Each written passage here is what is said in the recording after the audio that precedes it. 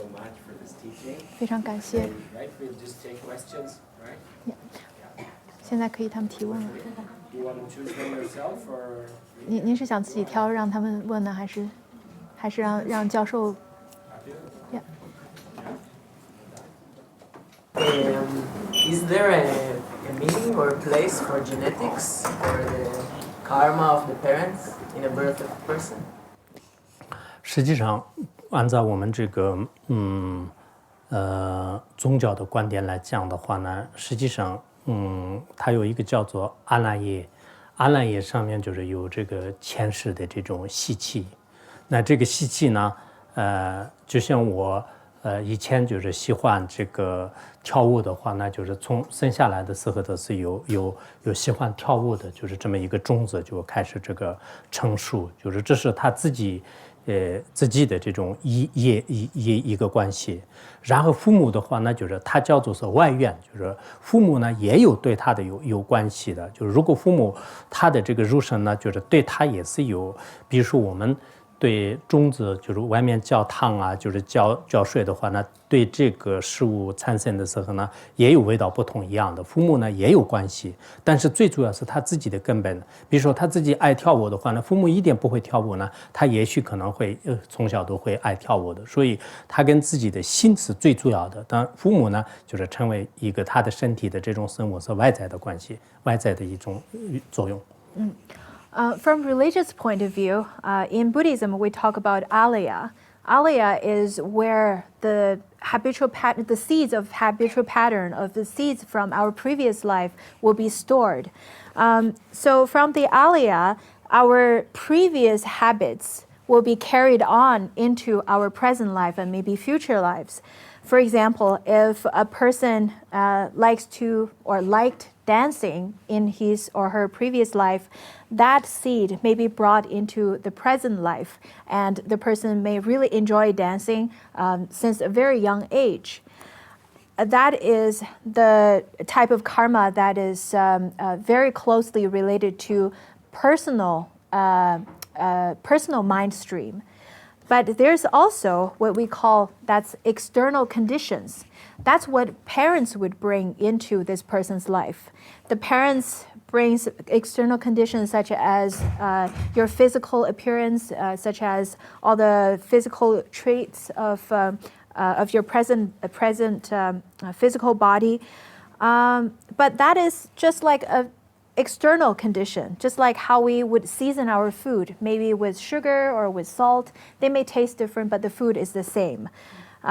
Maybe the parents don't like dancing, but the child with such seeds would prefer dancing since a very young age.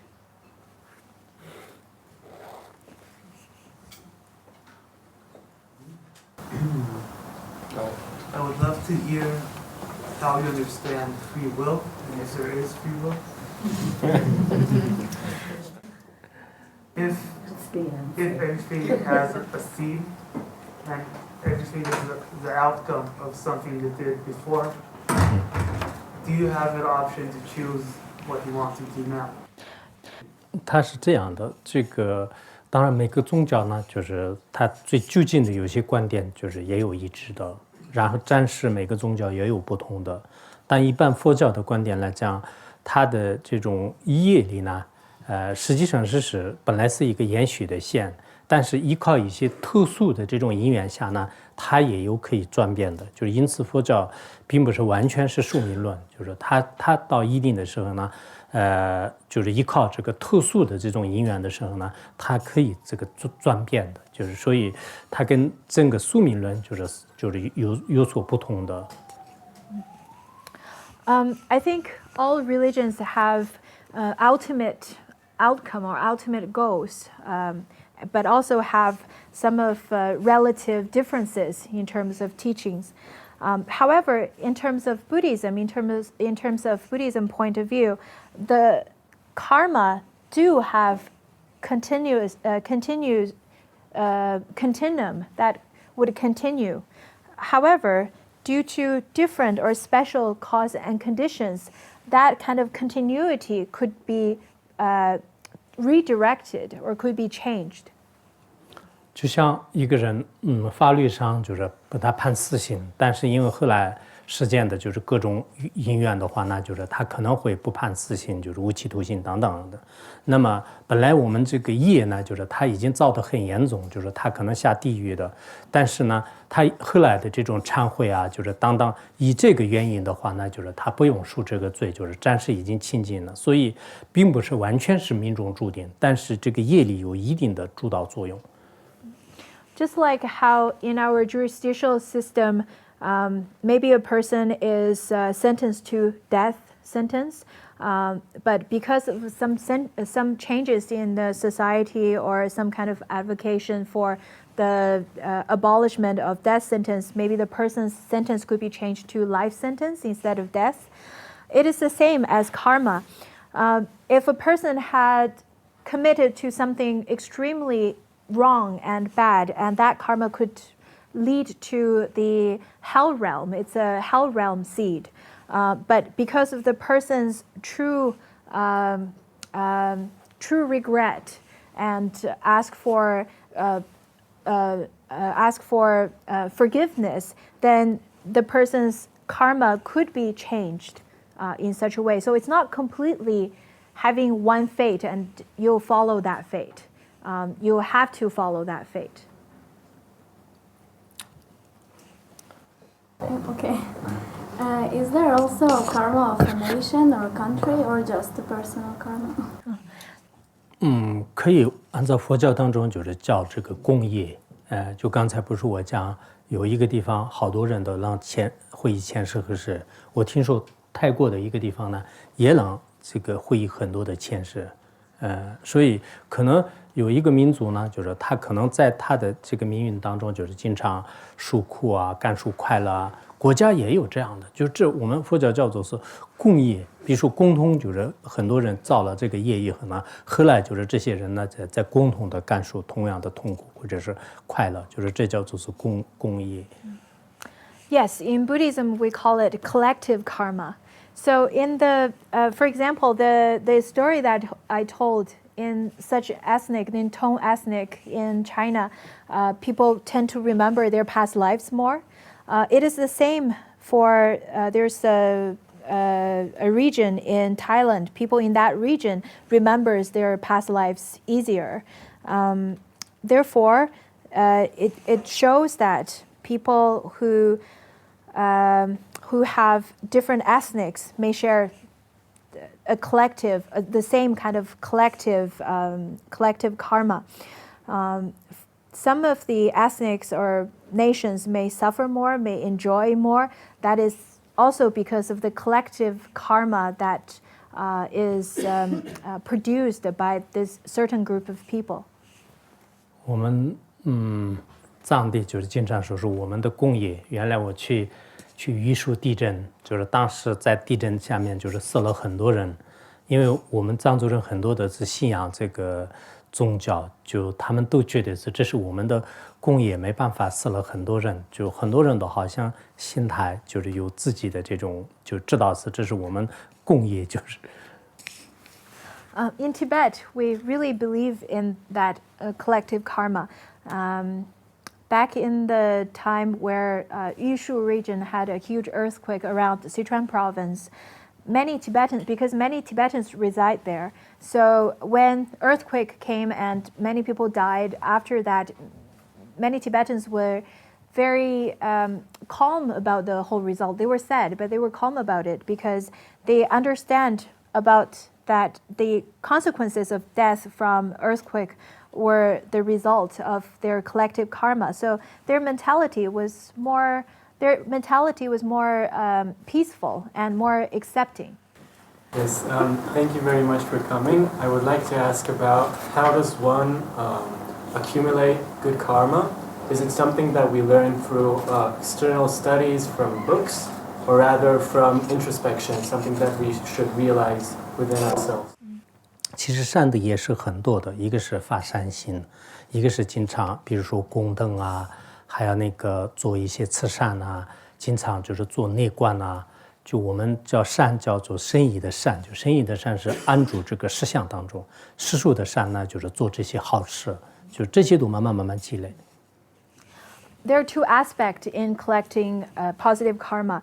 One is relative level, in the worldly level, where you could generate good heart, good mind whenever you whenever you carry out any of your actions. You can offer lamps, you can offer lights, you can participate in charity. All of these are good accumulation of merit of good karma in the relative level. There's also what we call the ultimate level of collecting good karma, that is to abide in the state of truth. So today the Western world takes a lot of techniques from the Buddhism, such as like different kind of meditation or mindfulness. So I would like to know, first of all, what's your opinion about these things? And second, what is the most important thing that the Western world you think can learn from Buddhism or take from Buddhism to the life today? 第一个，我觉得禅修很好的，在我们宗教当中就是经常有禅修。其实西方现在好多压力可能比较大，就西方很多禅修是比较简单的，但是呢，就是缓解压力啊，就是接受一些痛苦，尤其是现在因为科学的这种迅速的这个发展，让人们的内心就是很不健康，所以让我们沉下来就还是很有一定的，就主要可能跟这个苹果公司的乔布斯就是有一定的关系，因为他爱修禅修，让很多人就是喜欢修这样的，就是这是第一个问题。First of all, I think meditation is great to relieve stress. That's a great method. But I think nowadays this kind of method is too simple. But it's a good method to relieve stress, especially due to the fast advancement of technology, which is heavily reliant on Steve Jobs from Apple. 他第二个问题，我觉得，西方世界最好佛教里面，就是我们佛教里面就不仅仅是一个宗教的这种信仰。释迦牟尼佛说过一句话，你们不要因为我是佛就是对我信仰，就是就像垂帘镜子一样的，就不管在家人出家人，就是用非常这个理性的这个思维来进行观察。如果有道理的话，你可以接受；如果没有道理的话，不用这个接受。就我觉得佛教里面就是有这种哲学，就是学到的话，可能最适合不仅是西方世界，我觉得是这种科学的这种严谨的这种思维逻辑，就这个是很重要。I think one of the most important things that you could learn from Buddhism is that Buddhism is not completely based on faith. It is not just asking you to believe. In fact, Buddha himself said that do not believe in me, do not have faith in me solely because I am the Buddha.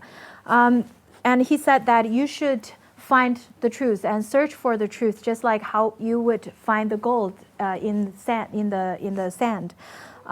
So I think this kind of method, try to look for the truth and try to find the truth without simply or blindly believing, is the kind of philosophy that Western world should adapt. And not only the Western world, but the world in general, especially in the scientific area. Hey. I wanted to ask about something about that. I feel that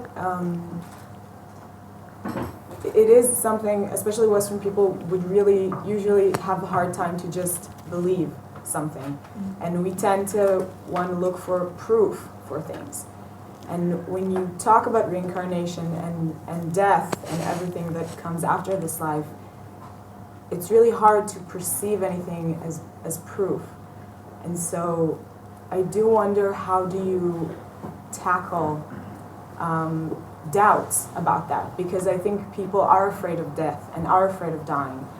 And in a way, it's a subject that people try to avoid because it feels like a dead end. And so, yeah.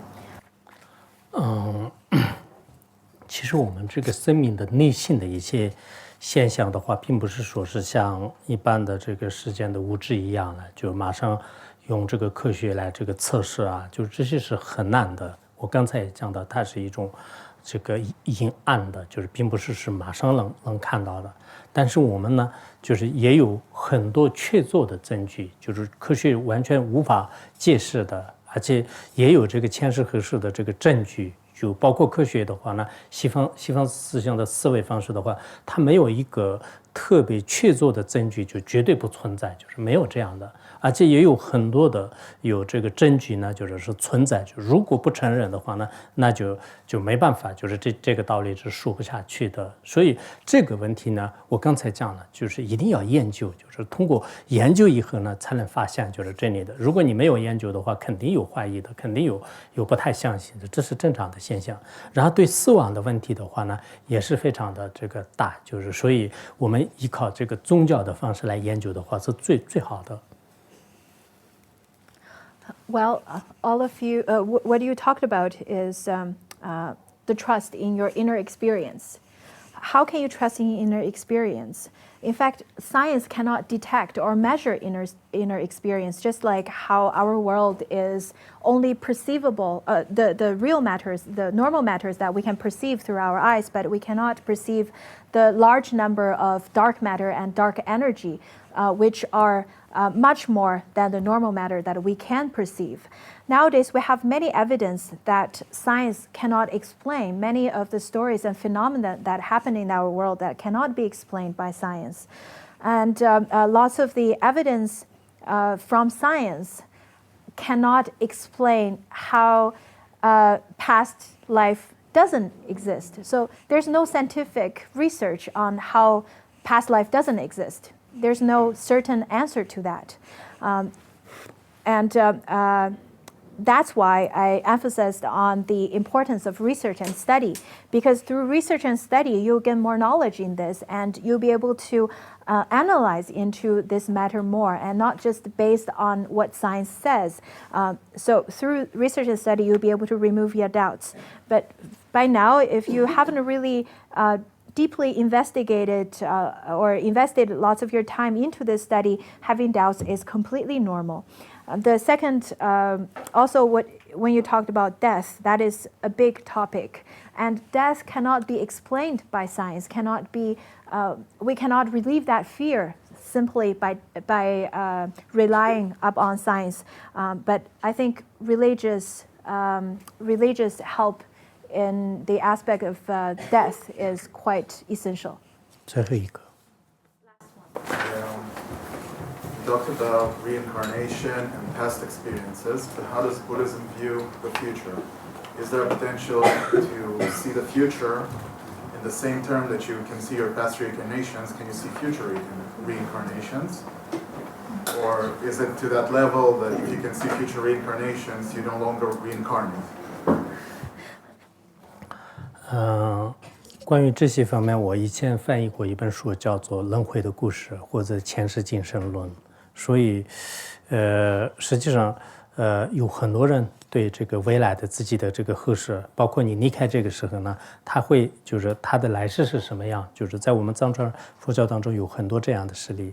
所以就交代两件事情，一个是有这种事例，就包括现在的很多的这个转世的话呢，它前世就是确定的，就是然后后来就是得到的就这种情况。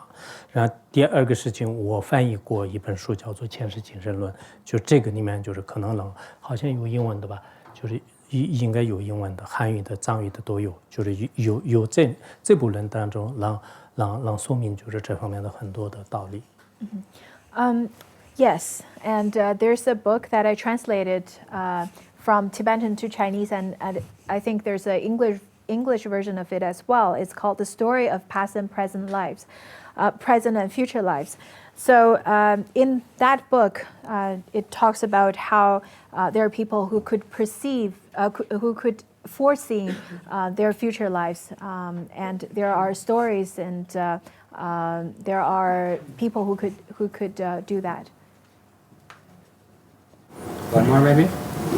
还能再问一个吗 Okay, one more. I'd like to hear your definition of truth. 其实这个真相呢，就是说来就内容比较多。就我们这个信的这种真相，就到最后是真的是，就也不是有的东西，也不是无的东西，就像虚空一样的空。但是这个空呢，也是带着这种光明的。就是一旦我们认识了这样的境界的话呢，就是这个也可以叫真相。然后我们这个万事万物呢，就是他最后真正去观察的时候呢，就像现在物理学家所讲到的那种这个最后的一种能量场，但最后那个也不存在。然后这种空呢，也并不是真相，所以这是跟可能是这个真相的这个层次呢，就是有很多层次，就是到最后呢，就可以说是不可思议，就不可言说，就是这个是按照我们的很多观点来讲，是可以叫做是真相。就是什么时候把这样的真相通达的话，我们叫做是开悟。Truth is a vast topic. It's a very vast topic. But how we describe truth, we can describe it in terms of our mind, the truth of our mind. The truth or the nature of our mind is neither existent nor non-existent. It is just like the space that we perceive, or it is like the vast space or vast sky. It is spacious at the same time luminous. It is in science we talk about phenomena could be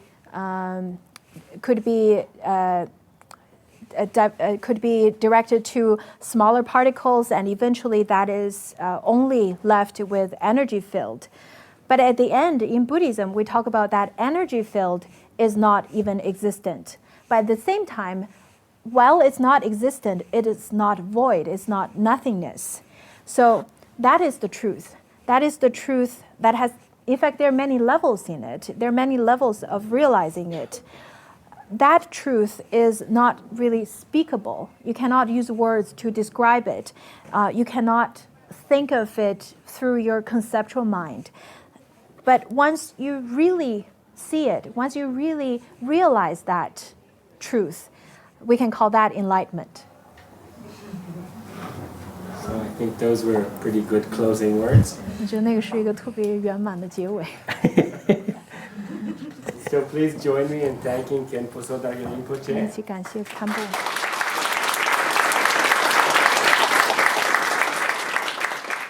And let me just say that whoever wants another taste of Khenpo Lasso, then we'll be lighting candles in the afternoon at 4:05 here in Gusheva. So everybody's welcome. And there may even be enough sufganiyot for everyone.